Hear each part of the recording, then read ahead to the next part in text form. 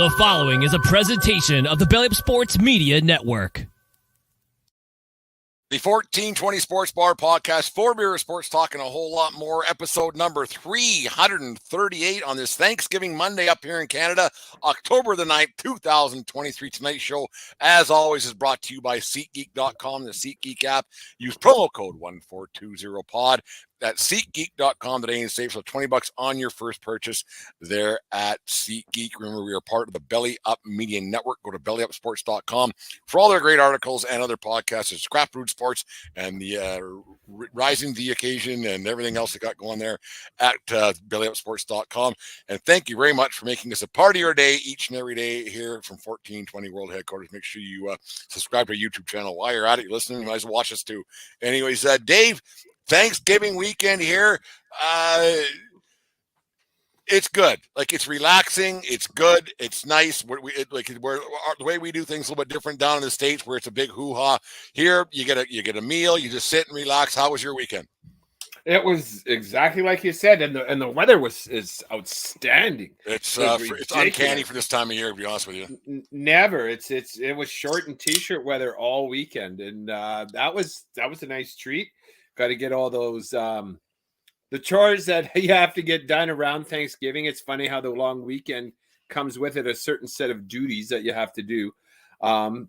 Thanksgiving weekend is put all your summer shit in storage for the year, and it was nice doing that in shorts as opposed to a hoodie and a toque.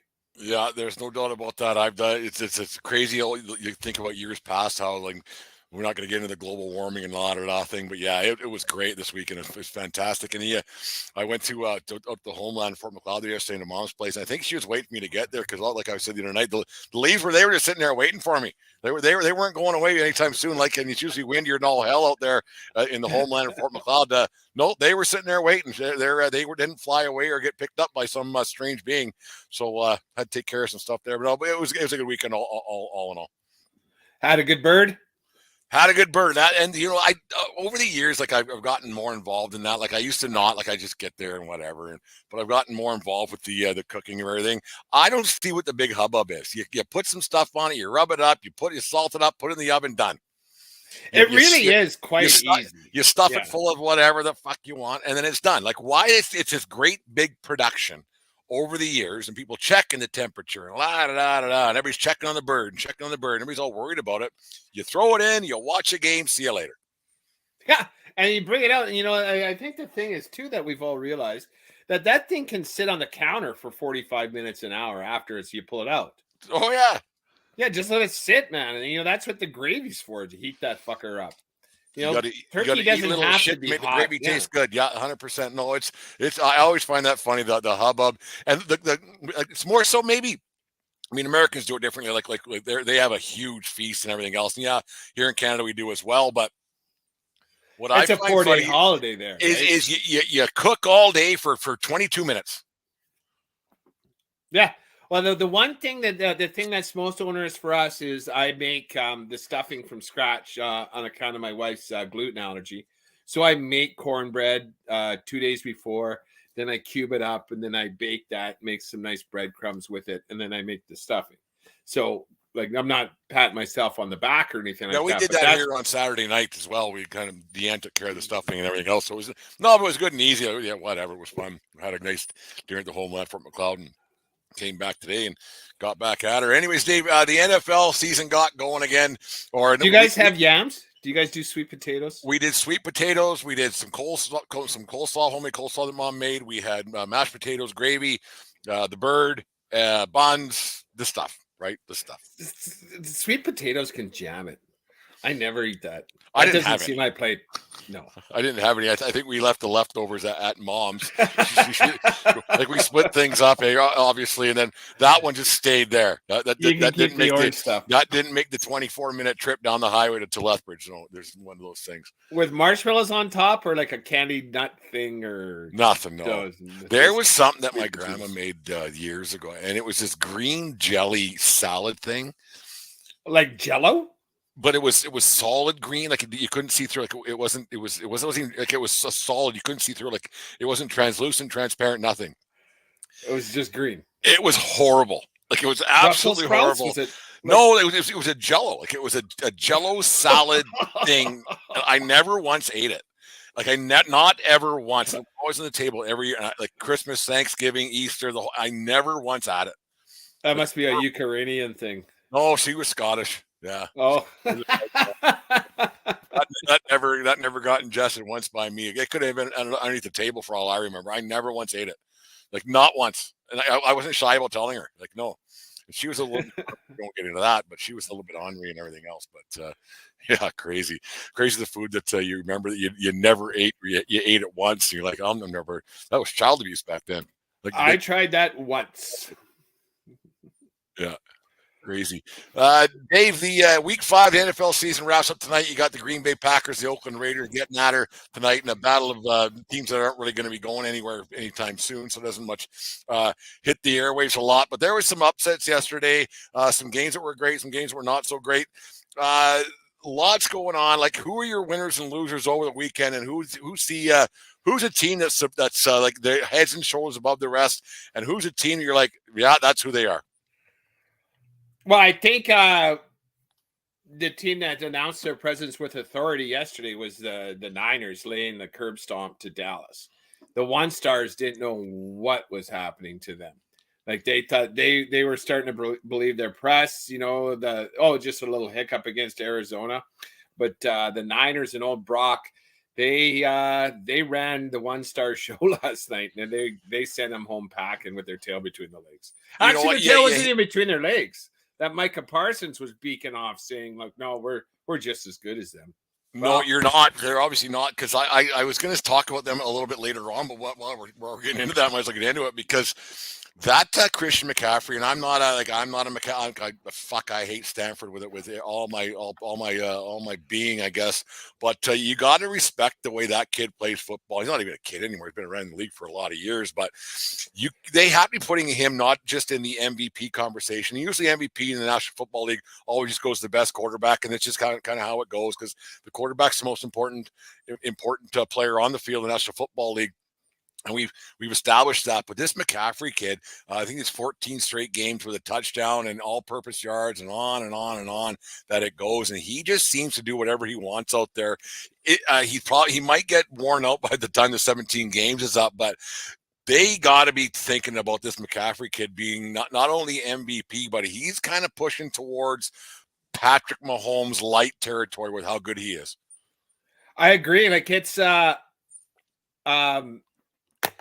what amazes, like, he runs so hard. He's not that physically imposing. Obviously, he's probably a little bit bigger than we think, but that guy's at full speed in 2 yards. Yeah. How fast he runs, how hard he runs, how good he is. He's just good. He looks like he's one of those players, like, you notice immediately when he has the ball how different he is than anybody else on that thing. And he has the coach and other supporting pieces that allows him to excel, and it's great to watch. It's fun to watch. What I like about him is that, like, there's an old saying in the old, like, when I worked my old life in construction, work smart, not hard. And it seems like, yes, he runs hard, because you say he runs, but it looks like he runs smarter than almost anybody else, and he sees things from afar a little bit, and he can slow things down and then find holes and go. It's he's apparently, like, he's a savant, and he's got all kinds of things going on in his like a piano by himself, learned it all, like, self-heard taught, and he's a really smart guy. And, you go to Stanford, you can't be an idiot, but yeah, you go to Stanford, you go to USC. We won't get into that a whole bunch, but it seems like he's just like 1 or 2 steps ahead of everybody else out there. Yeah, like, I get a high football IQ. It's just he's always in the right. Good. Yeah, his dad was okay too. Has a couple rings, and I read an article today. I came across it on the Twitter machine. His dad was that McCaffrey that played with Bobby Hurley at Duke. Sorry, that's his uncle. I didn't know that. Yeah, I forget his name. Not Ed was his dad, and there was another McCaffrey that played basketball at Duke, and then he actually transferred to Vanderbilt because he was having to play second fiddle to Bobby Hurley. So he comes from obviously a pretty good and his mom was an pool. Olympic athlete as well, I believe. Well, they're doing something right in the gene pool there. No, he's fun to watch.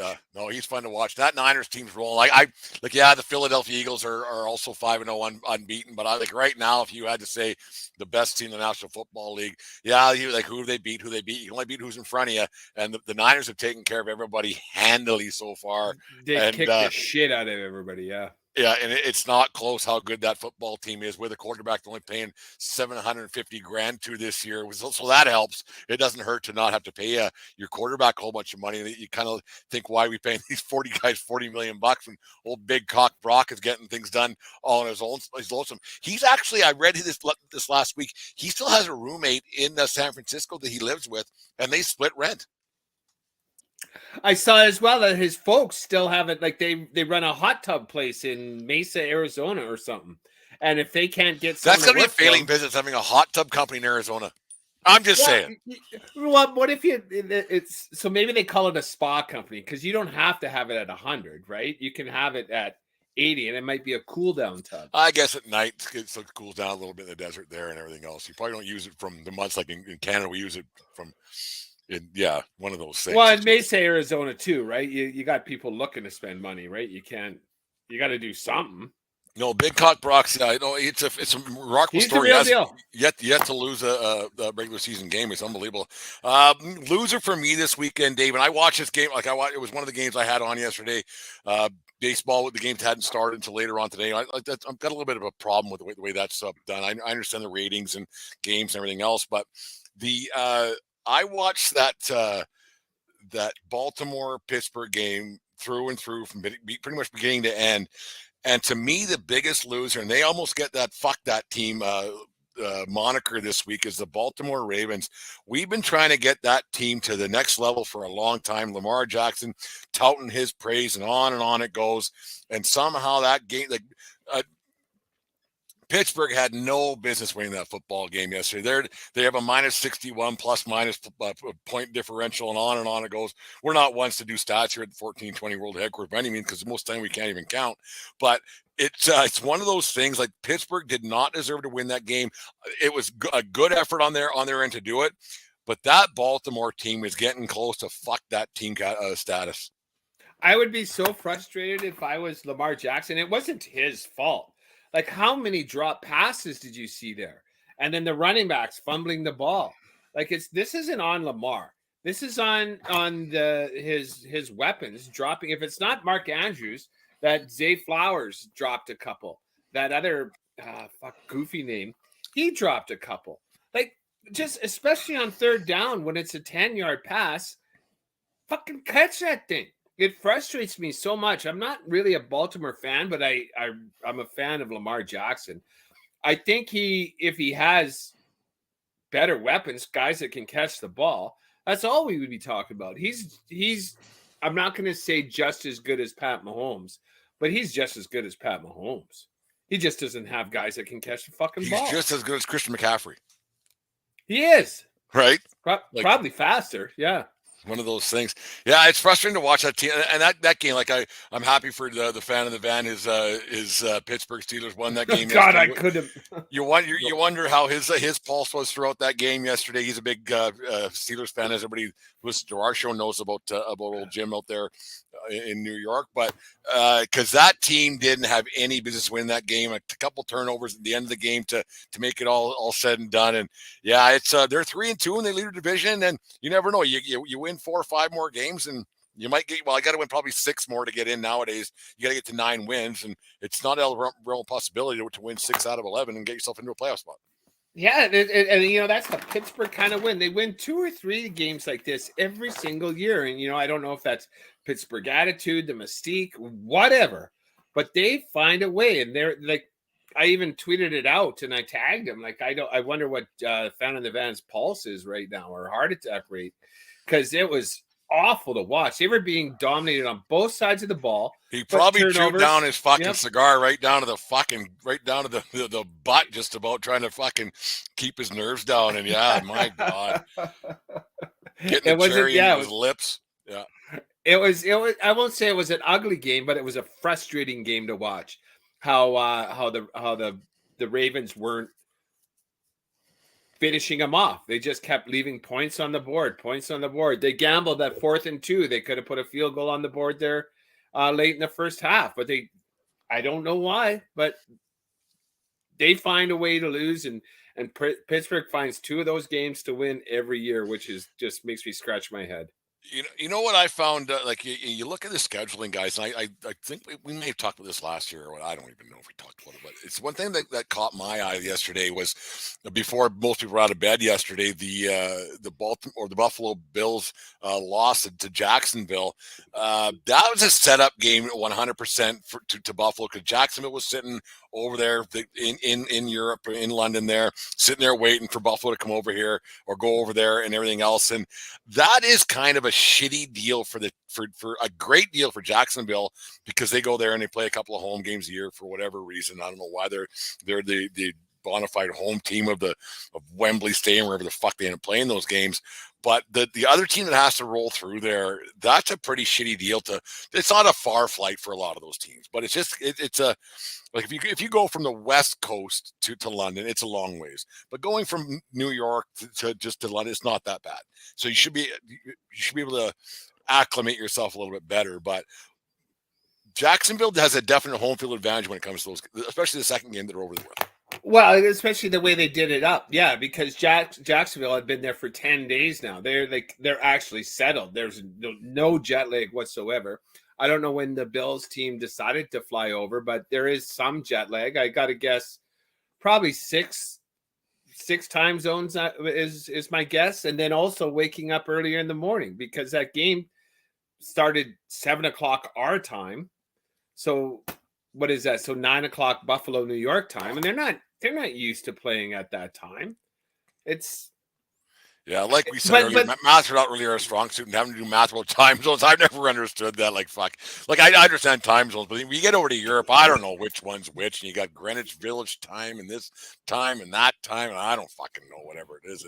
I know it was early for me. Like, it was 6 a.m. here, I think, 6 or 7 a.m. here for me, but so like I kind of had it on, but it's just, I think it's just scheduling faux pas, and I personally don't, like, the NFL is so big. I personally do not understand why they need to go over there and do that. I really don't. You know what?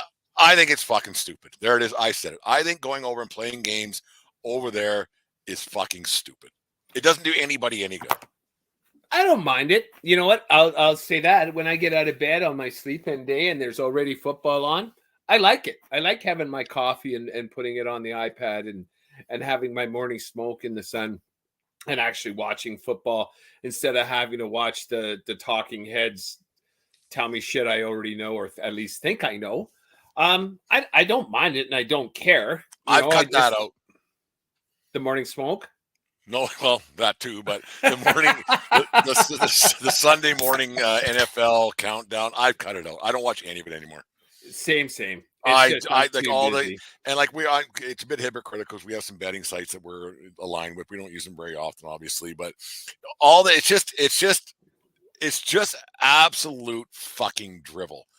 Like like I watch college football game day on Saturdays, because there's a lot of stuff you don't know, and they get more intimate and they get more getting to know players and teams a little bit and stuff. Whereas that NFL, it's drivel to me. It's absolute drivel.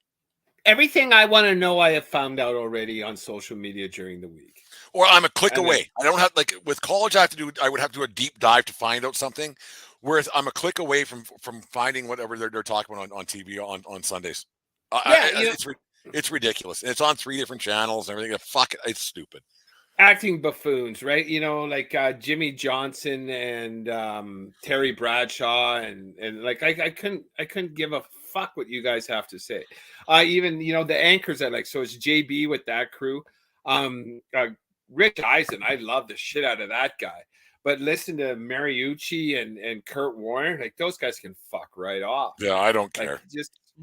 Yeah, I don't care at all. Like, the game day guys are great because there's personalities there, and they have some ties to the game. They've been around for so long. They haven't really changed they added McAfee this or last year, and he's an idiot. But I think that's McAfee's gig. Like that's part of his ESPN deal that he shows up every game day now. No.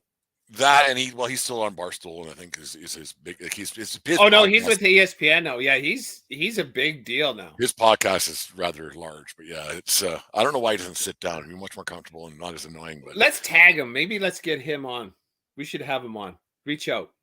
no, I'll wear a muscle shirt if he comes on. so will I. Maybe I'll wear muscle shirts until he does. 4 out of 6 chicken wings on television here. Fuck. Nobody wants to see that, Dave. Trust me. Nobody wants to see our 7-inch pythons on television. They're still getting past that one. It's crazy. No, they've there's one team that I'll get into I'll pick mine, but who declared themselves 100% frauds this weekend in the National Football League? Well, when you say frauds, well, there's one team that no one expected to say this. New England is fucked. You mentioned it last week that Bill Belichick, maybe it's time to think about hanging him up. You know, we're weeks ahead of our time, Dave. Yeah. After getting curb stomped in shutout fashion 2 weeks in a row, I think it might be time, because whatever the fuck you're doing there, smartest guy in the planet, it ain't working anymore. It's a bad look. We talked about it a week ago, and like I said, it's funny how we're kind of soothsayers. I guess you throw no shit in the wall. As always, something's bound to stick. But you see a guy like Belichick going down and falling down just to deep depths of despair in the National Football League, getting smoked once again, and having to answer the media and being on the other side where you can't just be, because that's where Belichick was half-assed. Great at one point. He could say whatever he wanted to the media, but now he can't say those things anymore. He can't just have a wise ass retort to whatever a guy says, because now when a guy says, "Listen, your team stinks," he can't say, "Well, we're 14-2, so we don't stink that badly," or whatever he used to say. Or next question. Now he has to answer to these guys a little bit, and he has nothing to say because they're terrible. And Mac Jones isn't a good quarterback. When they gave him $35 million, but the team stinks. But he's not a good quarterback. Because there's one thing going into Dallas and getting your ass handed to you, but there's another thing letting New Orleans come to your house and then lay a whooping on you like that. Yeah, like they shouldn't be able to do that in public, right? This is New England, the once proud franchise, and I know what people have short memories. Yeah, I know what it's like to cheer for a once proud franchise, and it ain't fun. Like you win, you have the 3-year lifespan. A championship gives you 3 years. And we've also said it too. Like all those New England, 90% of New England fan, like they didn't even know who New England was 15 years ago. Yeah, right. All these guys are fair weather fans. They're gonna fucking leave right quick, and then Bobby Kraft is gonna have that long hard sit down with Billy, saying like, okay, what job do you want? And don't say coach. You would think it would be the other way around, where Belichick would say, "You know what? I think I'm good. I got 6 championships, whatever it is. I got rich beyond belief. Thank you very much. I'm good. I'll do the Don Shula. I'll come out and shake hands and kiss babies, or shake babies and kiss hands, whatever Belichick wants to do." But you wonder why you would keep going out there. Like, it doesn't make any sense to me why a coach with that resume. I mean, I'm not embarrassing himself, but your ego's taking a bruising. You're not going to improve. Like you're not going to your legacy is not going to get better the longer you stick around. And that's the one good thing about being a player. A player their body will like Nolan Ryan. His arm just gave out, and that was it. He couldn't tarnish his legacy, right? Like he just couldn't. Like when his arm gave out, that was it. I can't pitch anymore. Yeah, I was done. And so like when Belichick sticks around this long, you're like, what the fuck are you doing? Because now you're not a laughing stock, but you're got a lot of people that aren't bowing to you and kissing your feet anymore. Well, and that's why I say ego as well, because Brady did it without him, and now thinks he has to prove that he can do it without Brady. Maybe that's not going to happen. In fact, I'd be shocked as hell if it does happen. And that's what I mean by ego, right? Like who's getting all the credit, and his legacy is now already tarnished because of he can't win without Brady. And maybe it wasn't his genius coaching. It was the fact that Brady was willing to be a team player and take less money to sign different players all the time. Would it be a cowardly move on his end to call it good Tuesday morning at the press conference? I think that would be shitty. But he can have the sit down and say, Bobby, I'm done. Like, do you want me to help pick the next coach? Let's roll somebody in here and see what they can do. We'll have an associate coach for the rest of the year or something, because I ain't coming back next year or something. Let's get a guy, or do it behind closed doors a little bit maybe, and say this is how we're going to do things for the rest of the season. Like, I'm the head coach by title only, but we're going to kind of groom somebody into how we should do things the Patriot way, which turns out wasn't the Patriot way. It was the Tom Brady way. And I got to think on that same token, because he's been such a control freak tyrant this entire time. Like, he doesn't have a coaching tree. Guys that have coached under him and gone off to other jobs aren't succeeding. It's because he's controlling every single aspect. So I would imagine when he leaves, it's just going to be absolute disarray. People aren't going to know where the fucking paper clips are, because Bill Belichick has been telling people where to find paper clips. There was a college coach years ago, and he said this. He goes, I don't coach the players, I coach the coaches. And he was a highly successful college football coach. I can't remember who it was. It wasn't Saban or anybody, but it made sense. Like, I'll coach the coaches, because I physically can't coach 80 kids, right? Like, that's not how it works. I get the coaches to do this, and then we just filter it down like a family tree, right? And it made complete sense to me. I guarantee Nick Saban kind of knows the 85th player on the fucking Alabama Crimson Tide. I'm only using Saban just because everybody knows that guy's name. But he had to sit in his house and talk him into coming in there. But after that, you know who he was. Yeah. So, like, I coach the coaches. My biggest fraud right now, Dave, and they've been a fraud for fucking, and I don't know how this fan base is. They're much more loyal than I would be. To not even lick the jar for how many years, not much playoff success for how many years, and to get blown out yesterday by the San Francisco 49ers, where we established are a very good football team, probably the best in football right now. But the biggest frauds in football in the last 30 years, well, 25. Let's go 20. Let's go 20 just to make it, are the Dallas One Stars. The Cowboys are the biggest frauds in football, and it ain't close. We get infiltrated with that fucking dribble from Jerry Jones and Stephen A. Smith and this guy and that guy and everybody else telling us about, and what's his name? Tony Romo. Well, Tony Romo. But then let's see, he was on the show with Jesus Christ, with Shannon Sharp for years. Skip Bayless. Skip Bayless is a big Dallas One Stars fan, and on and on. So we've been told how great the Dallas One Stars are, and they're right there. They're very close to win themselves a championship. On and on and on. That team has been a fucking embarrassment to that fucking logo for a long, long time. They're the biggest frauds in professional sports. It ain't close. I love hating on them too, right? They're the NFL New York Yankees, right? They're like, if anybody, the Yankees have won. Well, I've seen the One Stars win in my lifetime as well. 93, man. But nonetheless, that's 30 years ago. It's been a bit, and I get 30 it. 30 years. I love seeing them fail. I love seeing the One Stars fail. I've always hated the One Stars. It's just a team I do not like, and I can't stand their owner. I can't stand their quarterbacks. There's nothing. I think Emmitt Smith is the most overrated running back in the history of running backs. It disgusts me that he hung on to the game for as long as he did to beat Jim Brown's all-time record. Like, Barry Sanders was twice the back, and he retired, and like, he could have done it. I can't stand Smith the One Stars. Playing for the Arizona Cardinals too at the end of his career, didn't he? Correct. But then he signed that 10-day or the 1-day contract to retire as a member of the One Stars. Fuck, I hate that tradition too. That's something that should be fucking outlawed in sports. If you sign a 1-day contract with the team that you were a star with, you should never have fucking left, or you should have retired with that team. You're an idiot. Or the team should have to pay you league minimum for that 1 day. Right? I'm going to retire a Bronco or a Cowboy or a Yankee.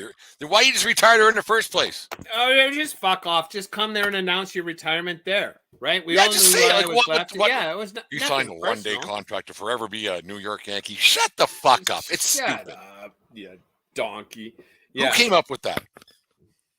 I don't know. Probably. John I Elway mean, and the Broncos. I don't know. Fuck, whatever. It's just one of those Hey, things. he played every single game. I know. Don't besmirch the Duke. You can besmirch the Denver Broncos all you want, even though they had the sexiest jerseys I've seen on a football field in a couple of years. That was tight. I really liked it. Did you With see the white that? helmets? Yeah, orange head to toe and the white helmets. Yeah, Oh, I'm not sure I like that very much. I thought that looked sharp. I've never been a fan of stormtrooper helmets personally on a football field. It's just my thing. I've never. It's been I thought it looked ridiculous. That's only me. Speaking of your Dallas Cowboys, their day or your Denver Broncos or your Denver Broncos, it was coming since August when Sean Payton decided to talk about Nathaniel Hackett for unprovoked, just for some unknown reason, whatever it was. He decided to pop his lips off. We've never really got into why he decided to do that and why he felt the need to do it. I thought it was kind of a childish, amateur move. My thoughts on it when the timing of it all kind of stunk to all high hell, but. That's a bad look, man. To get beat yesterday by the New York Jets and have to eat crow a little bit. How does crow taste like? If you were have to go up to if you were in the media in 1420, you got the press pass sitting at Mile High Stadium, whatever the fuck it's called there in Denver, would you ask old Sean Payton how does crow taste? Well, I probably wouldn't because he's been eating crow every single game since the regular season started. My question, like, if I had two things to say, well, coach, you kind of had that coming to you, and then how do you get out coached in the second half every single game?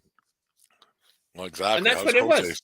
Yeah, you got out coached in the second half, like against all the losses except for the one win, but that was against the Bears, and the Bears looked a shit ton better than the Broncos did yesterday. The second half adjustments, the opposition team has beat you every single time. And that's kind of where I'm going to leave it. I can't break down these losses every single week for the. No, no one wants to hear that. Don't give a fuck what we think about it. Driving. I've given up on the season, and it's bullshit how you can get owned by the New York Jets in the second half at home. It's bullshit. For a guy to come out and for like I said, unprovoked, no reason. Like sometimes silence is gold, and you fucking keep your yap shut. You don't need to say something all the time. And that comes from me and you, who talk a lot about God knows what. And this that's been going on for as long as we've known each other, and before we even knew each other, I'm sure it was one of those things. But for Peyton to come out and say those things about Hackett last year was the worst coach in football history, and blah blah blah, what he was saying, and then for him to fucking lose that game yesterday. That's fucking football karma. That's what that is. You're like, you know what? Shut your fucking yap. You don't need to talk all the time. Yeah, if there's a microphone in your mouth, say, yeah, no, he had a rough go of it here. Things didn't go like as they planned, and now I'm here. That's all he had to say. That's all Peyton had to say. Because then Peyton put a target on his back for Week 5 of the National Football League season, and the Jets, they had really high hopes until Rodgers went down, but then the Jets. That was once Rodgers went down. Game 5 has been circled on that calendar for a long time, and giving team bulletin board material to fucking say, you know what, fuck him, fuck that, fuck him, let's fuck this team over, and that's what the Jets did yesterday. And that was a bad look on Peyton and the Denver Broncos right off the bat to start the season, and it kind of put a bit of a sour taste in a lot of people's mouths by Peyton doing that, and it came full circle yesterday. What I think happened, what I think Sean Payton was trying to do when he said that, I think he was trying to rally the troops, the Bronco troops, the returning players, and saying, I'm not blaming you, I'm blaming him. I'm not saying you guys are shitty, I'm saying he was shitty. And it backfired on him. And because it came off. So now your season's even more lost. So maybe it is you, and maybe it is us, because you're supposed to be a great coach, and now we're even shittier right now. Yeah, so like now if you want to dig into it a little bit better, like us, so I guess it's us that are shitty, right? And you know what? Or maybe you know what? He beat us with you at the helm. Maybe that's a better coach than you are. So how Yeah, much faith they have in him for the rest of the year? yeah, especially the way they owned you in the second half. And I don't know if you watched that game to the end. The Broncos were down by 3 and driving, and Russ Wilson scrambled, fumbled, and the Jets ran it in for a touchdown. So it's kind of ironic how the Broncos lost that game in the most Jet way possible.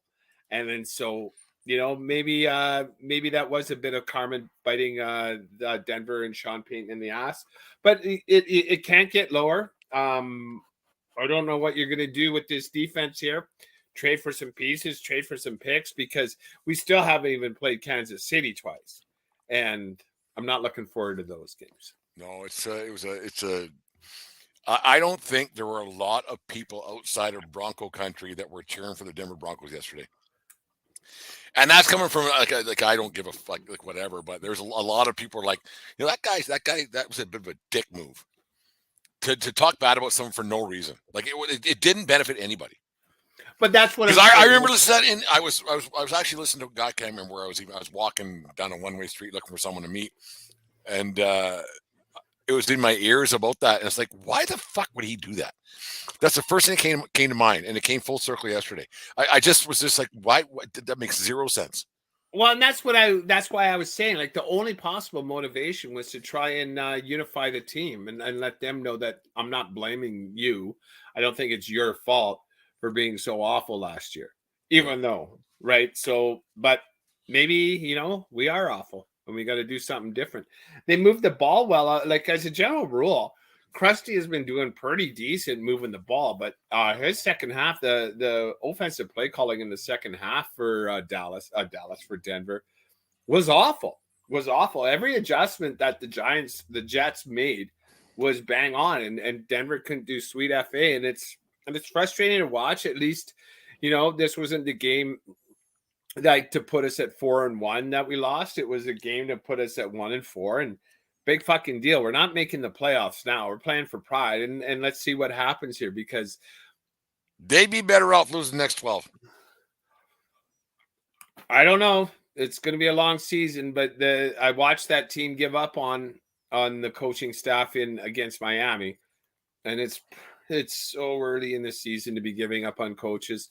And we got Sean Payton for 5 more years and whatever. Like, it's just going to be a long year. And I always laugh at teams like this, like the Jets, like the Bengals, like the shit stains, right? So I guess you got to hit rock bottom before you can go up. Yeah, they're not very good. They'd be better off just to lose every game from here on in. Really. Yeah, but that's a team in disarray. Their owner, the ownership's got to be thinking, "Oh fuck, what did we do? What did we do?" Well, I got zero respect for Peyton, and it made me laugh yesterday. You fucking idiot. The owners are fine, right? They can sell that team tomorrow and make a buck. No, 100%, 100%. But yeah, I don't know. It's a lack of.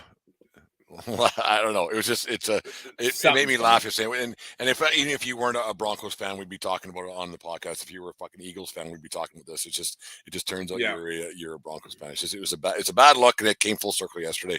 Anyways, Dave, we do this week in, week out here during the football season. Who is your fuck that team for the week 5 of the National Football season? Fuck that team. Fuck the Denver Broncos. Fuck you finally did it. Fuck them. You finally did it. You want to shoot your mouth. You want to call that guy the shittiest coach. You have them at home with a lead and just get out coached in the second half. And you let fucking that motherfucker carve you up in the second half. Fuck the Denver Broncos. Are you going to watch them next week? Probably. I think they're Thursday night this week too. Oh, so Jesus. I can at least they won't ruin my Sunday. Here it is. They're in KC on Thursday. Oh, that's gonna be about. Oh, so we'll be able to talk. We'll be watching this thing, and we'll just have the tally bar going up here on StreamYard the entire time when it's a fucking 85-2 or 85-3, whatever might happen in that football game. But my fuck that team almost went the USC Trojans over the weekend. They ended up winning in overtime over Arizona in a game they probably should have lost. Williams was not great, but I'm not going to fuck that team because I have Notre Dame next week. If they lose Notre Dame next week, I might give them the fuck that team for this weekend in football. But I'm going to say, you know what? Fuck that team to the aforementioned Dallas One Stars. I've always kind of thought that you always kind of have a bit of a, maybe because the media pulls you in a little bit and you think, okay, Prescott's good. But maybe it's that thing you pulled in by the media. They're around so long. You think, you know what? They can't be that bad. They're that close year in, year out. But you know what? From here on in, the Dallas One Stars for the rest of this season, I will not give them one more second of any of my time. They're not doing anything. Once again, it'll be another 30 years before they do anything. So for me to you, fuck that team this week from 1420 World Headquarters goes to the Dallas One Stars. I thought you were gonna, I thought you were gonna give that the game check one to give back your game check, Dak Prescott, right? I just looked up his line. It was 14 of 24, 150 yards and 3 picks. Like you're not. That's not. We got a chance to win it all. That's tough to do in today's NFL. That's tough to do. I'm not that I've said this before about Buffalo. They almost got the fuck that team, but I gave them a pass because they went over to Europe or to England or whatever the fuck. But which is Europe. Fuck, I'm bad at geography and atlases and stuff. They got kind of horned. It was a double road game because but Jacksonville. I think until Buffalo actually does something, they're borderline.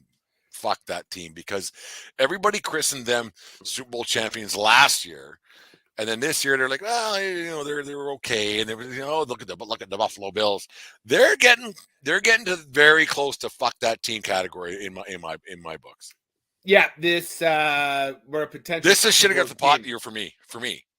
Oh yeah, it's the window of opportunity is closing here because you can't maintain this kind of level for too much longer without wholesale changes, and it might be that Josh Allen is part of the problem, not part of the solution.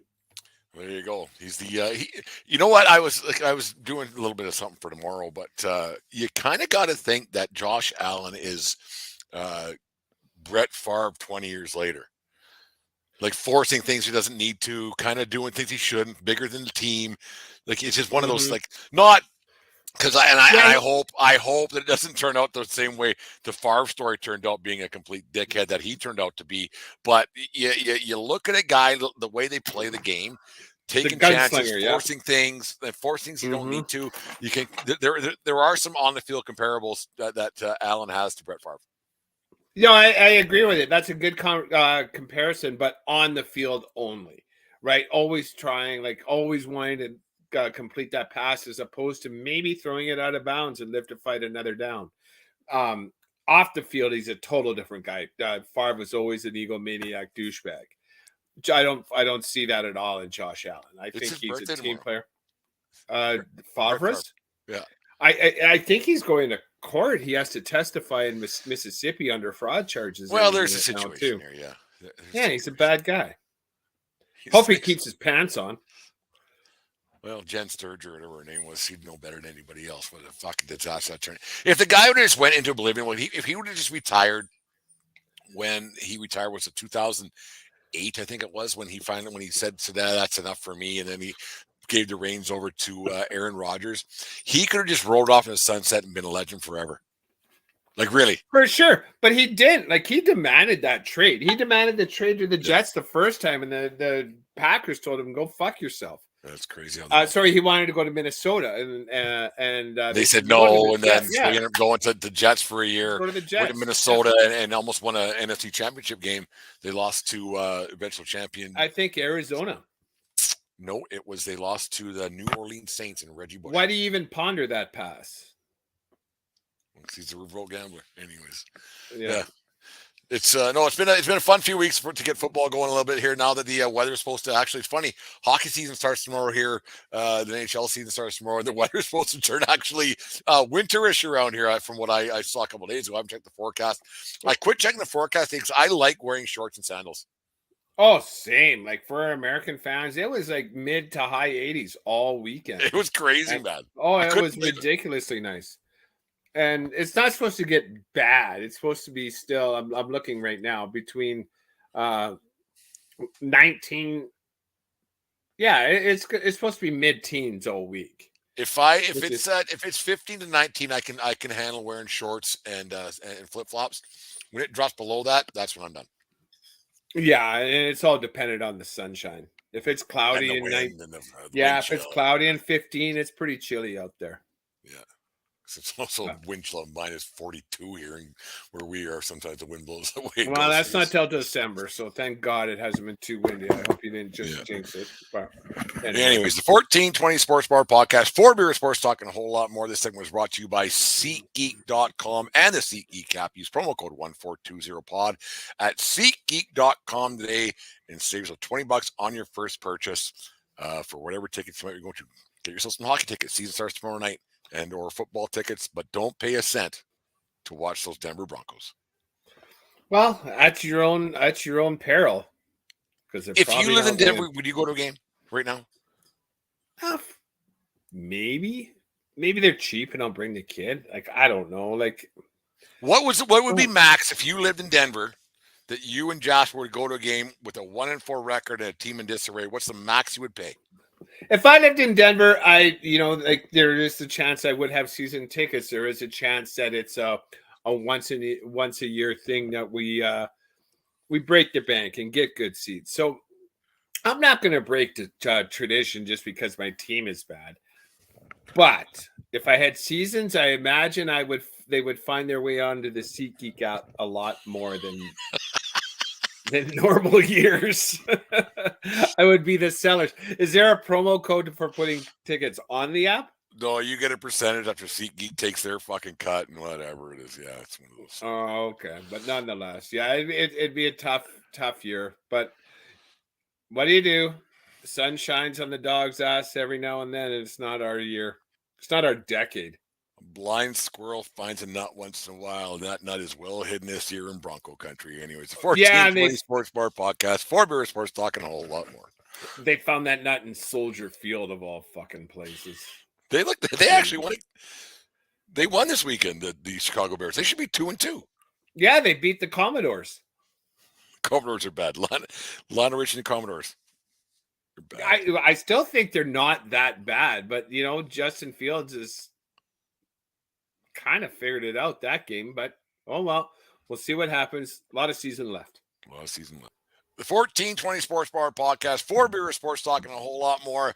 Dave, the Major League Baseball playoffs there, it's odd. It's so crazy how it all works out. We were bitching, I was bitching more the other night about the way the wild card series ended up with the 4 series being a sweep, and then night 1 of the DS series, 3 out of the 4 visiting teams ended up winning their games.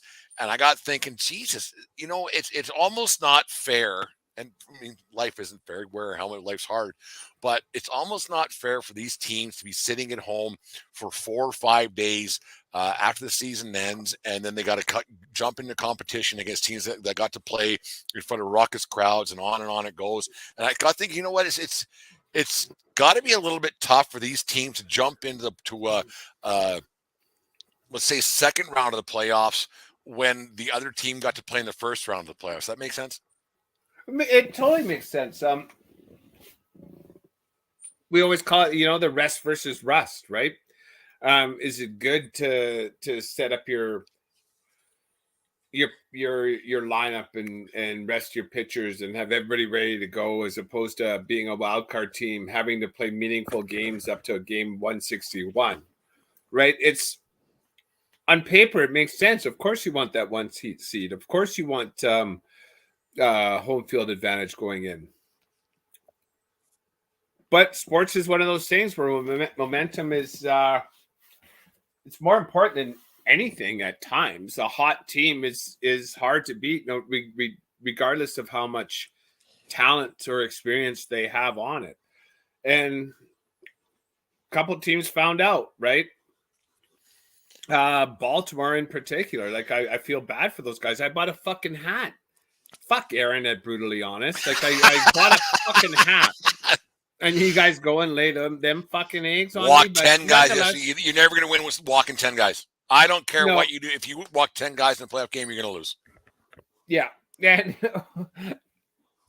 it happens. And is that because the moment is too big, because they're too young, and Texas was fighting all the way down and Baltimore was fighting for the 1 seed against Tampa? They weren't playing meaningful baseball, but they weren't fighting for their playoff lives. They were fat and sassy for a wild card with a month left, right? Them and Tampa ran away with the American League.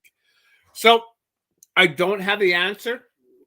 The solution might be, with a week left in the season, ask the number 1 seed. Ask the number 1 seed. Do you want to play do you want to host a best of 3 wild card series, or do you want to sit and wait for the winners? Because what's fair? Like baseball players, more than any sport, and you might disagree with me. Baseball players, to me, they are creatures of habit. 162 is a haul, plus spring training, plus throwing every day, throwing offsets and throwing on the side, whatever it might be. Batting practice a certain time every day, lunches this time every day, and so you do it for 162 games in a 6-month span, where you have fucking 10 off days a year, and all of a sudden you have 5 off days in a row. You're like, I don't. It screws up your flow a little bit. Like I just find it a little bit fucked up. Like the 1 game wild card, like it was 2 years ago, where it was fine, right? 1 game, then by Wednesday they were playing real baseball again, or Thursday, whatever it was. But now some teams had to wait until Saturday, and all of a sudden you're like, well, what the fuck here is going on? And then you saw, like I said, 3 out of the 4 teams they lost. The home team lost if they hadn't played in a while, and these teams who played in front of big crowds and emotion and everything else, because there's nothing in sport that you can't buy or produce emotion and adrenaline and momentum. Like there's something that goes on that you get going with you, and hitting in baseball is contagious. And you look at that Texas team who stumbled their way in the playoffs, but that team can hit, and they hit a lot in the first round of the playoffs, and they hit a lot against Baltimore, and they got their mojo back because they got to play like, it might sound ridiculous, it's just a couple extra games, but those 2 extra games might propel that Texas team into doing something in this postseason. Like, it's crazy to think that 2 games can and 5 days off can mean a world of difference. And it's because of those 5 days. What happens in those 5 days, right? You're hitting under the most intense, the brightest of lights, and the most intensive pressure. And the 5 days, like, you not off some sim game off your own guy. Right. You can't recreate the crowd. You can't recreate the pressure. You can't recreate a game thing. And on paper and in everybody's mindset, that's just something. Well, after 1 or 2 at bats, then we're going to figure it out. Maybe not, because now all of a sudden you're gripping. It's like, holy fuck, we're losing 5-0 in the 4th inning here. Holy fuck! Like the Dodgers losing 5-0 in the 1st inning, and then again, Kershaw still doesn't have a fucking out, and we're losing 5-0. And then now we got to get 5. We got to score 6 at least tonight against this pitching staff in Arizona that showed that they can do a little bit of damage. No, yeah. It's like you look back 30 years ago, before there was a wild. And it's been 30 years since a wild card's come in. I think it was 94. Well, the 94 playoffs were done was 95, so it's been 28 years. It's been 28 years since the wild card thing came around and everything else. And like you remember back when you won the American League East, you won the American League West, there's ALCS, NLCS, and the World Series. So no team had a distinct advantage of gaining any more momentum other than what they could do at the end of the regular season, right? So I like how baseball has it. I like how baseball can get more people involved to the end of the season and more teams involved right to the bitter end. But I don't want to say it's an unfair advantage because it always plays out. The best team usually wins. Not very often the best team doesn't win, or they get hot and everything else. But it just seems to me like there's just a bit of an unfair advantage to some squads that just they win. They're too good too early, and can coast into the playoffs. So would you? But is that your rationale that the team has clinched their spot too early in the season and now they can just coast those last 3-4 weeks, or is it that they have the 5 days off and while the wild card teams are playing? A little bit of both. And then so like to take care of one, then like just get rid of that first round bye, like maybe add one more team. Well, I'll go back to what it was 2 years ago or 3 years before. There wasn't 3 wild card teams. Right, just have the one wildcard team, 3 divisions, one wildcard team. That's it. Right, and everybody plays in the first. But that baseball's never going back on that because they have this TV revenue, right? No, I know. Right, I 100% understand that. It's just, I'm not crying the blues for the Dodgers because they got fucking smoked 11-2 the other night. Like I thought Dodgers were going to roll through Arizona, but then Kershaw pulled up his usual playoff stinker, which is unfortunate. And we were talking off air a little bit how why everybody feels so bad for Clayton Kershaw. Like he doesn't know who any of us are.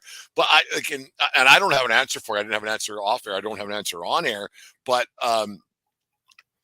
why does the world feel so bad for Clayton Kershaw that he stinks in the playoffs? Because that the other night was bad, and it's the end of his career. Probably won't, after this playoff is done, he'll never. That's probably going to be it for him in baseball. I think he's done with the Dodgers for sure. Just the end of his career, not because they're upset with him, but the world feels bad for Kershaw right across the board. Even if you're not a baseball fan, because you said that you watch maybe 10 Dodger games a year because we're recording this when they're on. Yeah. And Kershaw just seems to be one of those guys. Gotta feel bad for him. But if that was if that was Ben Roethlisberger, I'd be cheering. Yeah, Buck, retire, you bum. If that was if that was Deshaun Watson, if that was Deshaun Watson's that's a whole. If that was Bryce Harper going 0 for 80, right? Right.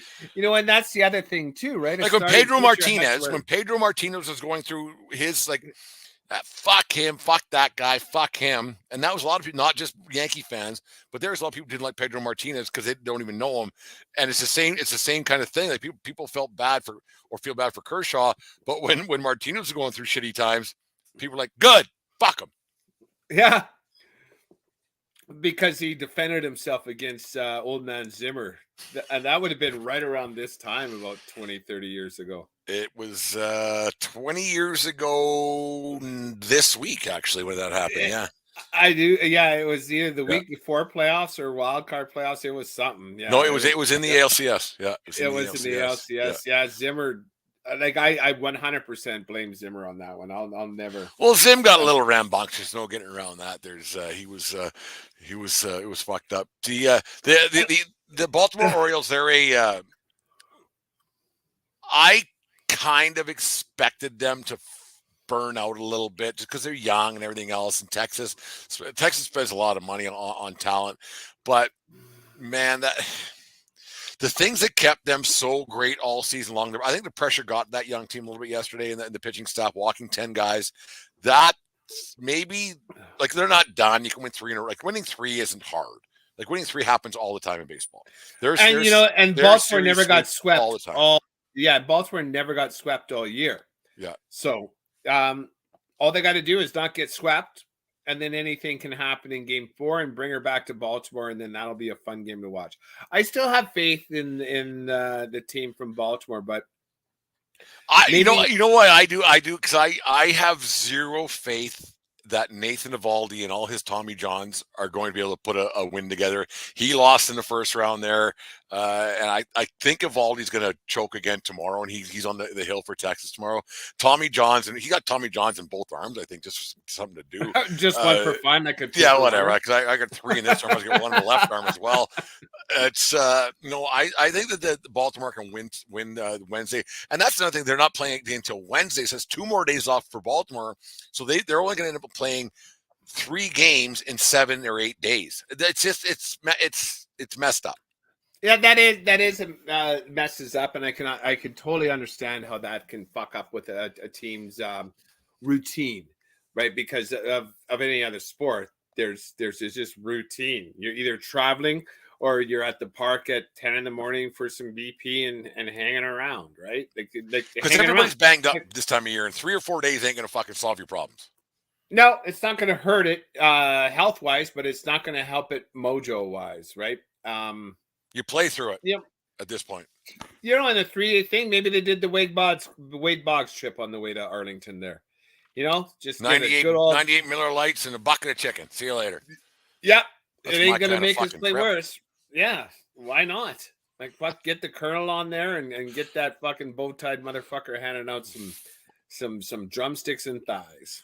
The speaking of drumsticks and thighs, Dave, the that's a good segue. The drumsticks and thighs, was that the ultimate turkey dump on Saturday? Ross Atkins and the Blue Jays having that because it's the Thanksgiving weekend here in Canada.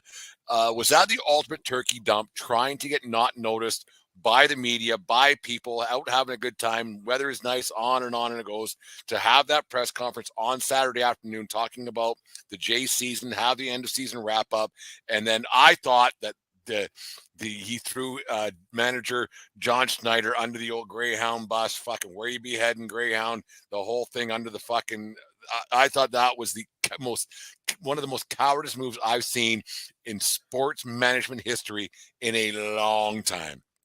It was so chicken shit. Like you said, the timing of it with the holiday weekend, not during where there's no games on, so there's nothing to report anywhere. So at this point, he wants to come out and take questions from the media. And then at that point, he wants to be perfectly clear that this pitching change was 100% John Schneider's decision. You know, a GM shouldn't have any say in what goes on the ice, right? Like, you know, I'm the one that decides the contracts. I'm the one that eventually gets to decide who goes to the minors. But, you know, game to game, that's on the. I pay you guys to do this shit, so you're doing it. Yeah, that's the bench manager. For him to go out of his way to say that's the bench manager's job is a little fishy, because that should be understood. And like you and I said before, there's no way with anyone that has any sense in how baseball is as a game would pull a guy who's dealing after 47 pitches. You know, Dave, I don't normally watch. I find clips and stuff to put up on Twitter and Facebook, everything else. I don't normally watch or listen to our podcast very often, because you know, I listened to us enough throughout the years. But we watched that show here at 1420 World Headquarters on Friday night, sorry. And Deanne was like, "You guys nailed that segment about sports, and everything else, and how you guys nailed the Jays and the whole bit, and how you all and you worked, and you was very well said, and very the emotion was great and everything else." And the thing that hit her the most, she goes, "Yeah, a baseball guy wouldn't have made that decision. There's no way a baseball guy makes that decision." And for fucking this Ross Atkins clown to come out and when every player to a man went into John Schneider's office and goes, like, and Schneider goes, it wasn't me. So now you have a manager and a general manager. Now you have, and then a CEO or whatever the other clown is there that came from Cleveland. What's his name? McKenna Shapiro. For them to be 2-on-1ing basically your manager, it's a bad fucking look for that for this franchise, and it just goes to show how far this franchise is away from a cohesive unit. We talked about it on Thursday night. It was actually a really good podcast. When I watched it, it was fantastic. Actually, not to toot our own horns, but if I'm not going to, who's going to? But we nailed it there. That it was this team is so far behind as a unit, and it went to show it there again on Saturday afternoon when this coward decides to have a press conference on a long weekend in Canada when his entire fan base is in Canada not watching. Yes, you can't hide anymore behind the cameras anymore because social media lasts forever. But it was a piss poor move on the Blue Jays staff to throw the manager, because he was going to ask the question no matter what. But for him to throw his manager under the bus, what kind of faith is the manager going to have? The rest of the coaching staff going to have?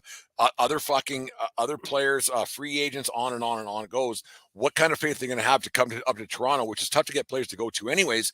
What kind of faith are players and other coaches and future players and free agents are going to have in this Ross Atkins cocksucker to come and sign there? It's a bad look. It's a terrible look, and your point is right on, because how you get players to come to Toronto is give them a chance to win a World Series, and that was the carrot that Toronto was able to dangle in front of free agents. 3 guys already said they're not coming back. Yeah, like Chapman and Springer and Barrios and Kiermaier. Springer's coming back, but Kiermaier said I'm out. No, but that's how they got these guys there in the first place, right? Because this is Chapman's out his contracts. He's but no Kiermaier. He said I'm out too. No, but like once again, I know what you're saying. I'm explaining of how they came here, because this window was opening, and now that this window is opening, they had the young studs had a bit of a down year. Hyun-Jin Ryu was out, and he was supposed to be a big piece. And Romano, was he the guy that forgot how to pitch? Not Romano. He broke a finger. Manoah, he's out. Manoah, that's who I'm thinking. Manoah, and now you're like, fuck, what's going on in that place? And then when you see that shit that goes on in the playoffs and who's running this fucking team, fuck that. That's a bad clubhouse. I ain't going there. Like, you give me the right amount of zeros, I'll go anywhere. I'll play for the Mud Hens. I'll play for the Snapping Turtles of Des Moines. Like, I don't care. But I'm not going there with a chance to win, because I don't think you guys have a chance to win anymore with the fucking clown show that you're running here in this place. No, shit rolls downhill, and it rolled downhill fucking pretty quick on Saturday afternoon when he thought no one was watching. It was a bad look, and now he's got like when you're the general manager of a baseball team and people know who you are, you probably did a pretty bad fucking job. Well, or you did a really good job, because one or the other. Really bad or really good. And really good only means you won a championship. Well, because look who's managing the Atlanta Braves right now. The ex-manager of the Blue Jays. Anthopoulos said we loved him. Canadian boy and everything else. And they didn't re-sign him because he obviously wanted to spend money, and he's getting that opportunity to do that with Atlanta. And what's he doing with Atlanta? He took him. It wasn't quite a worst to first, but 2 years ago, They were in the doldrums. He made some trades, and that was with Acuna Jr. on the DL.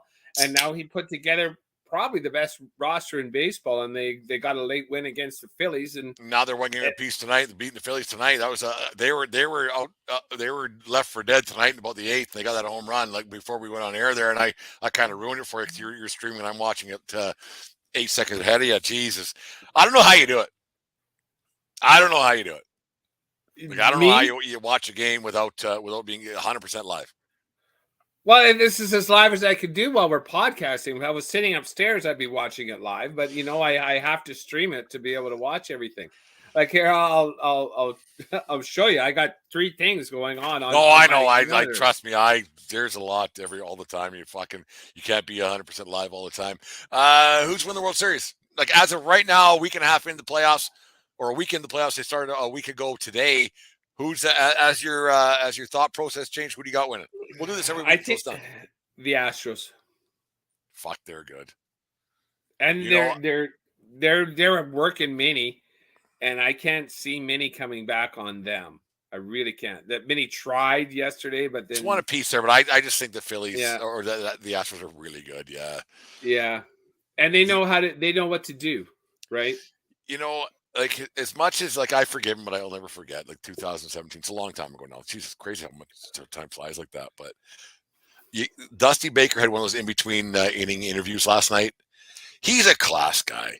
I like him. The toothpick in the mouth and the wristbands, the whole bit. I like Dusty Baker. And his comments last night were he's a class guy. I like him a lot. And let's pretend now. Like obviously, analytics has a place in every single dugout now. Does he say I'm not fucking do that? Mm-hmm. Like if he was John Schneider in that game in Minnesota, he said I'm not fucking doing that. I have my pedigree. I've been around for a long time. I'm not doing that. I'm not even leaving the dugout. I play with Hank Aaron. Fuck off. I'm not doing that. Yeah, for sure. Fuck off. And it's that simple. I'm not doing that. Nope. That's you got the wrong manager. Like, are you gonna fire me right now? Or we role played the John Gibbons thing the other night, but that question wouldn't he have even come up with Dusty Baker? Yeah, you don't have him for that, right? Like it might have come up with John Gibbons. It would never have come up with Dusty Baker. Never. Yeah, then now is baseball cursed with just yes men being bench managers now from here to the end of time? Well, once all these legends are gone, I think so. But like, who are the legends left, right? Like, is it you and I are going to be? You and I are going to be highly disappointed. 20 years from now, we're still doing this fucking thing, and we're like, "Geez, do you remember when?" Here, let me get my. and you'll actually say, "No, I actually don't, because I'm really old now. I don't remember that." Like, because like Francona's gone, so it's not him. Is John Madden still doing his? No, he had the year off. Once he got fired, he was done. Yeah. Yeah. Bruce Bochy, I guess, would be. Bochy's in Texas. Yeah. But they brought him out of retirement because they were hoping, right? And he still got a chance to win a World Series. But he came out of it. They must have paid him a handsome sum. Had to have. And don't they have a grizzled guy with the Padres? I don't know. And I can't remember. Yeah, it's Dave Roberts with Dave Roberts with the Dodgers still, because that stolen base was 20 years ago. Yeah, and he's still. I think he's kind of straddles the line. He's a bit of old school and a bit of a yes man, but he also has the best team money can buy every single fucking year too. That helps. They better start scoring some runs right away here, else fucking another season be over really quick here. Anyways, the 1420 Sports Bar Podcast, 4 Beer Sports, talking a whole lot more. This thing was brought to you by SeatGeek.com, SeatGeek app. Use promo code 1420pod at SeatGeek.com. Today I had some other sponsors I was supposed to get to tonight, but we're on Thursday night. Dave, we'll take a little break here and come back with some Who is Better. Come on, O's. I know you can do it. Suck it up. Get on the road. Do your slump busting shit tonight and get them fuckers on Wednesday. Drink. All right. Drink, like, between the 40-man roster plus the guys on the that are traveling with the team, buy about 2,500 Miller Lights or Bud Lights or what, so you're not too hungover. Coors Lights, whatever it might be. 48 buckets of chicken and just get into her. Yeah, just go slumming. Yeah. Get like everybody wear white t-shirts and buy hot wings, and you can't use napkins. That would be a fun slump busting night. There's a bar not far from the stadium there in Arlington that's it's Hooters heavy. I can't remember the name of it, but it's Hooters heavy, but it's not Hooters. It's like, oh Jesus. It's white girl heaven or white trash heaven or something. I can't remember what it was called, but yeah. But you got to do something. Go there tonight and bump the slump because you might not get a chance ever again. It's And you're not going to play worse. You're not going to play worse. No, couldn't. Fuck, you're losing all geeked up. Might as well lose when you're a little bit hungover. At least you got a fucking excuse. That's right. Here's the problem. I wouldn't put it on the media. Four of those starters aren't allowed to drink anyway, so like we'll have to. On these 21. Fuck. Yeah, I think they'd figure it out though. I'm sure it'd be fine. Get her done. Could you imagine? I make $750 a year. I play in front of millions of people every night on TV. No, you can't come in here. Get fucked. Here's my MLB PA card, right? Here's my American Express card. I'm coming in. How about a signed rookie card? Like, fuck. Yeah, here you go. Well, it has your birthday right here. Just give me fucking I never thought about that. Yeah, that's funny.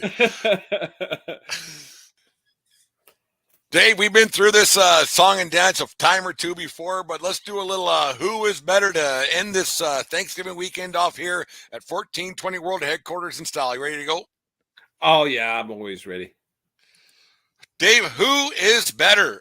Minnesota Twins great Torrey Hunter or Beverly Hills 90210 starlet Tori Spelling?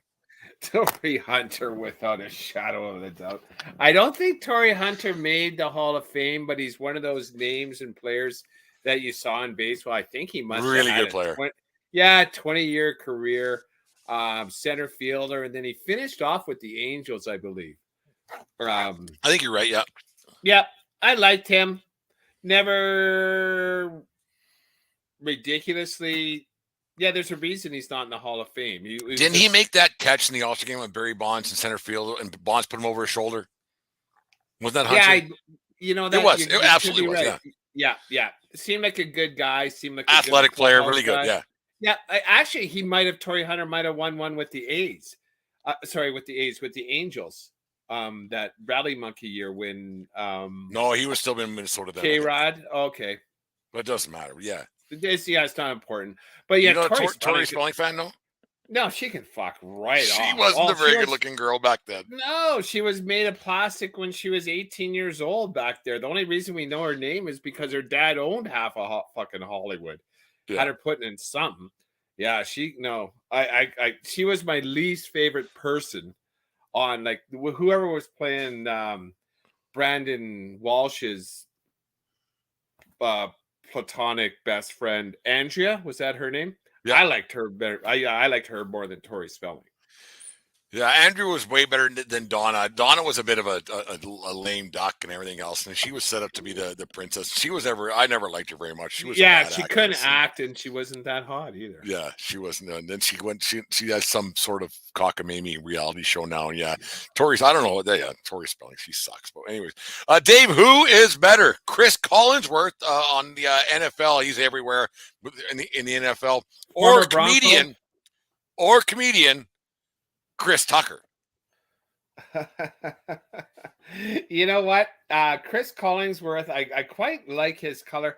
He's starting to slip a little bit. He was way better with Al Michaels. I think Al Michaels kept him in check more than Mike. Did you see the little Al Michaels? He's never had a vegetable in his life. I heard that on the weekend. There was an interview he did it with the guy from CNN. He's never had a vegetable. He eats a steak and like a potato. And a potato's not a vegetable technically; it's a starch, right?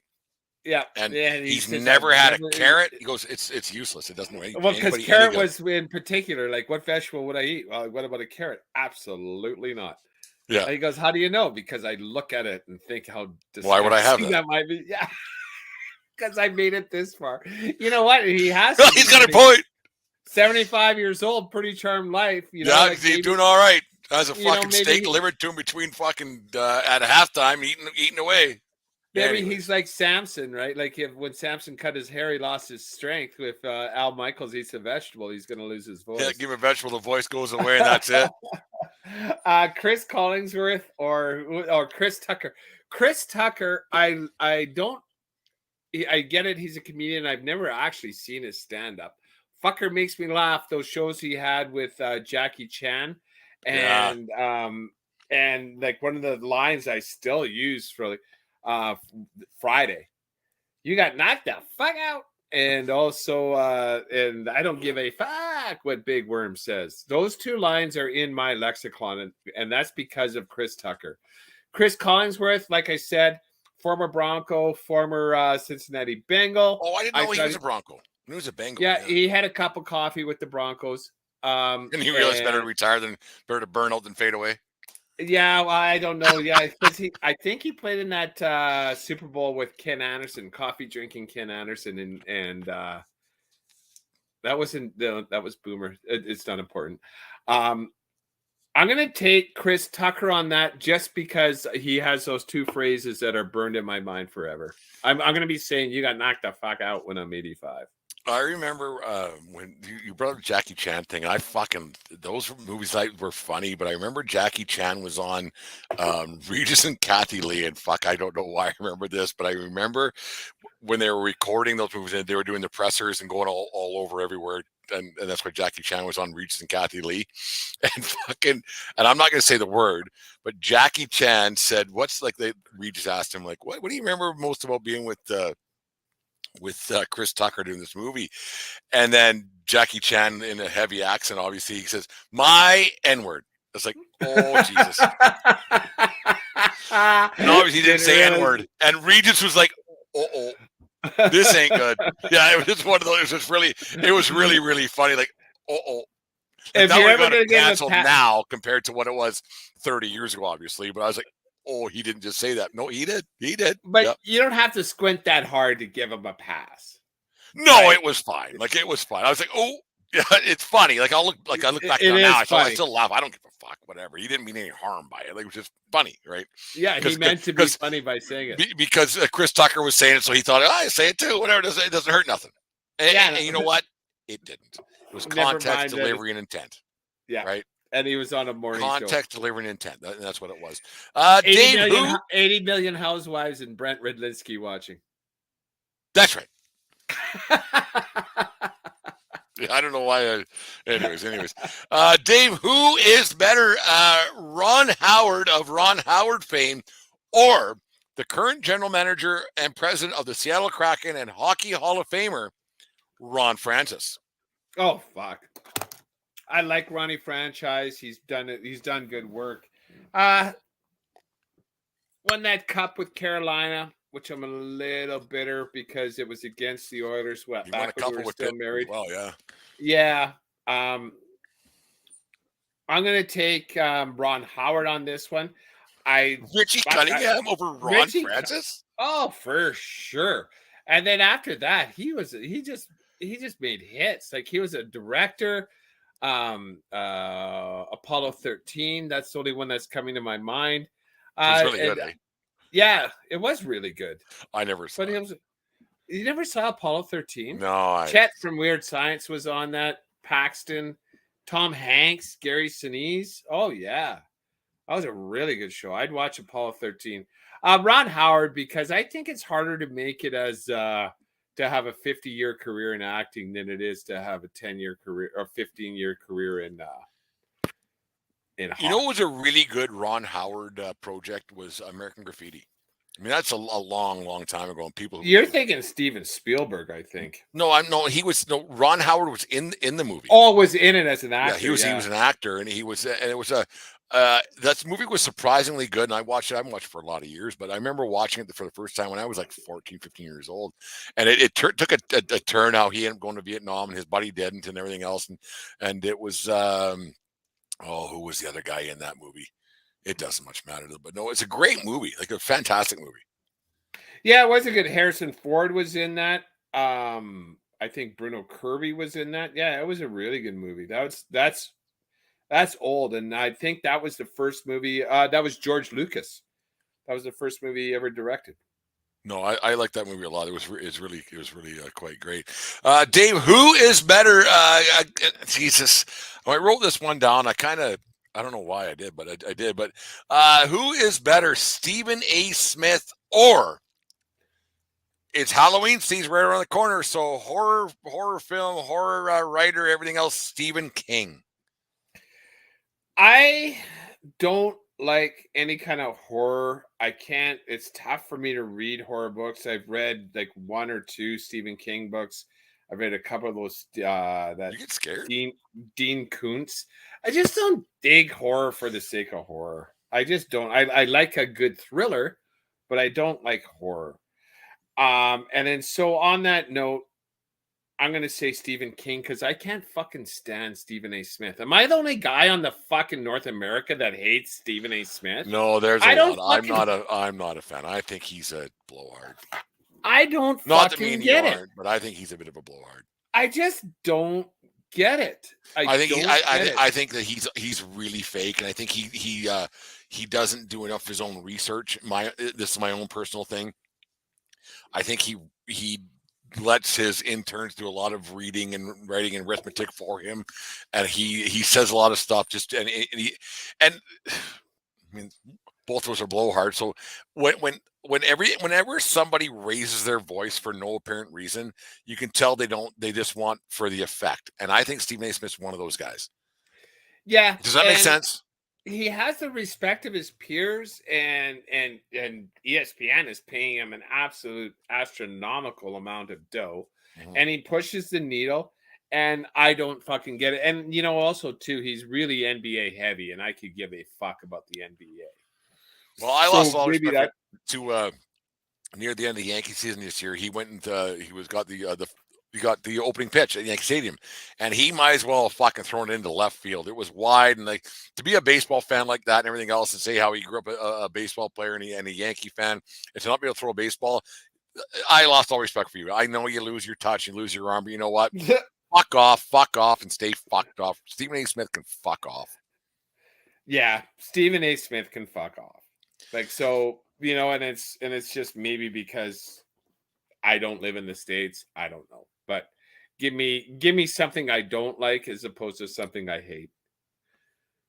The lesser of two evils from 1420 World Headquarters, Dave Van Robe's 1420 Dave. Last one, we'll get out of here, Dave. Who is better?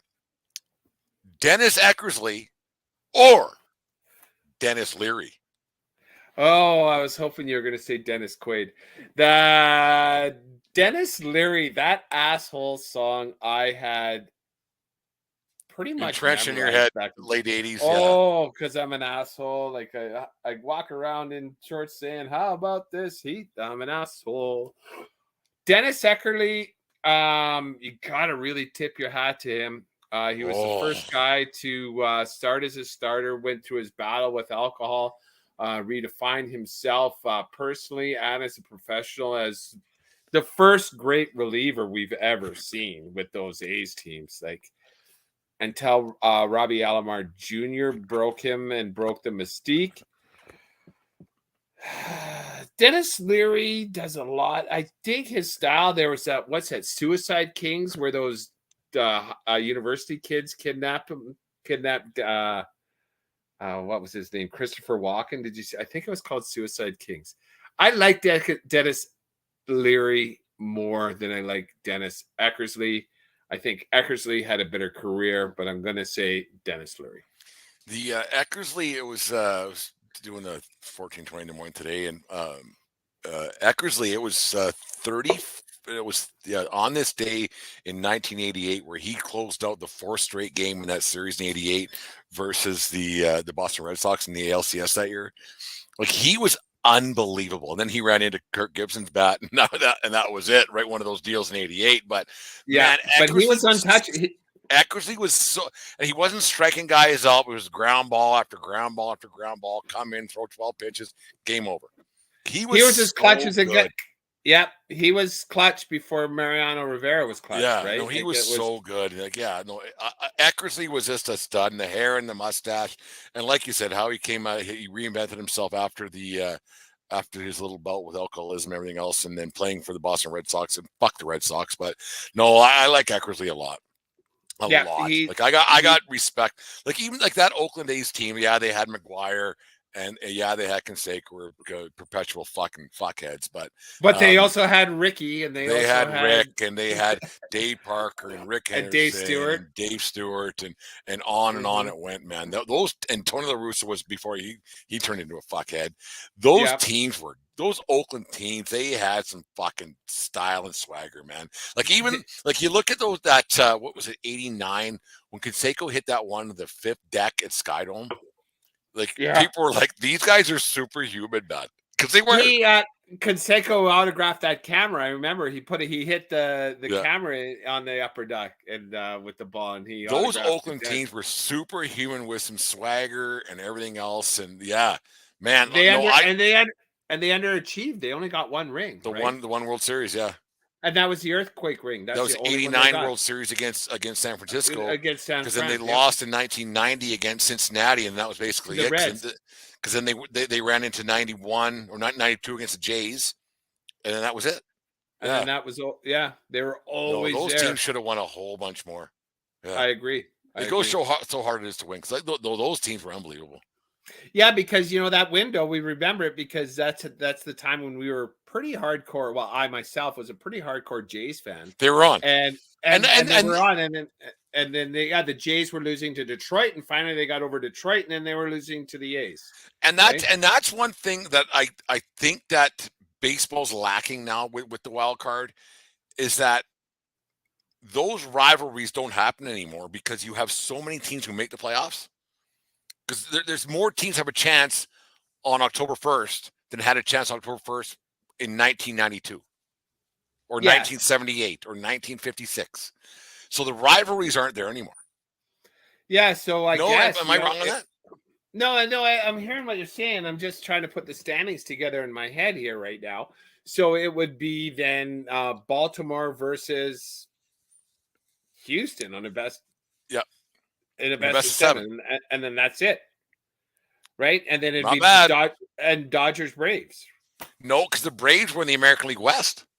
Oh, right. So it wouldn't be the Dodgers would be watching the Braves. It'd have been the Braves playing Milwaukee? No. The Phillies. Yeah, it would be Braves Phillies. In a 7 rather than a 5. Correct. Not bad. Yeah, but then we get more baseball now, which is yeah, but best of 5, and that's it, right? Yeah. So yeah. There's some tinkering they got to do to get this straightened out. No, because there's an ALDS and an ALCS. Like no, it was an ALCS, and then that was it. CS, and then we're in the World Series. There was no ALDS. Not until 1994. Well, 94 didn't happen because there was the strike. 95, they implemented 94. 94 was a strike, and 95 was the first year of the wild card. Yeah, fuck. It's weird to think it's been so long, right? And it was when we were in our 20s when it was still then just that. It's crazy. But like, because I remember now, like ALDS, ALCS, and then now it's it used to be just CS. CS World Series. That's it. CSWS. Huh. The only other time was in '82 because there was the strike in the midseason. The strike was midseason. That's when the Expos lost to the Expos Dodgers. made it, and Blue Monday and everything else happened. Yeah. Buck Rogers. Steve Rogers. Yep. Steve Rogers. Buck Rogers in the 21st century. Because wasn't Buck Rogers the manager? Steve was the pitcher and Buck was the manager. I couldn't tell you that. I just remember being so sad that Montreal lost, right? Because I couldn't believe it. They were in the blues of that shitty it would have been Thanksgiving week when it all happened. Yeah, I can't remember on when, CBC. It was a Sunday afternoon. Yeah, on CBC because of the strike and everything. So first half winner and the second half winner met in the playoffs, kind of like they do in the Pioneer League and the minor leagues. Yeah, it's crazy. Anyway, Dave, fun show tonight. Fuck that team and football and baseball. And so I looked it up too. This is just a highlight reel of movies that Ron Howard has directed: Cocoon, Willow, Parenthood, A Beautiful Mind, and Splash. I saw Splash. That's the only one you've seen out of that. You're not a movie guy, eh?